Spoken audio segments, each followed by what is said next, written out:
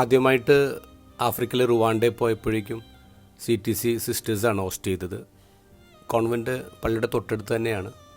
ഞായറാഴ്ച രാവിലെ ഇത്തിരി നേരത്തെ കുർബാനയ്ക്ക് പോയി. ഇപ്പോൾ സിസ്റ്റേഴ്സ് പറഞ്ഞു, അച്ഛന് വികാരിച്ചൻ്റെ കൂടെ കുർബാനയ്ക്ക് കയറിക്കോ, അച്ഛനോട് പറഞ്ഞിട്ടുണ്ടെന്ന് പറഞ്ഞു. അപ്പോൾ ഞാൻ പറഞ്ഞു, വേണ്ട സിസ്റ്ററെ, എനിക്ക് ഭാഷയൊന്നും അറിയില്ലല്ലോ, ഞാൻ ജനങ്ങളുടെ ഇടയിൽ തന്നെ ഇരുന്ന് കുർബാനയ്ക്ക് പങ്കെടുക്കാമെന്ന് പറഞ്ഞു.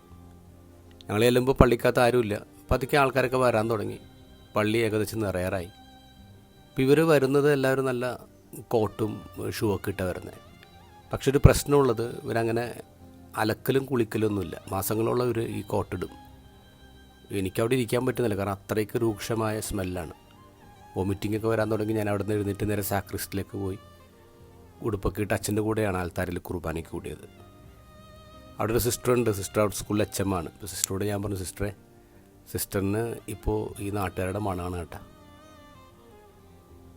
കഴിഞ്ഞ ദിവസം ഒരു ആർട്ടിക്കിൾ വായിച്ചു മലയാള മനോരമയിലെ സയൻസ് ബ്ലോക്കിൽ.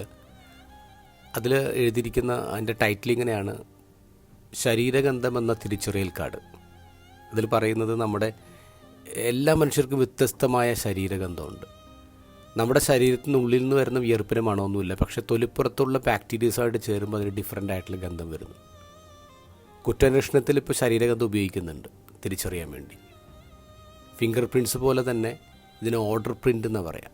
ശരീരഗന്ധം തിരിച്ചറിഞ്ഞ് കുറ്റവാളികളെ തിരിച്ചറിയാൻ പറ്റുമെന്ന് പറയാം.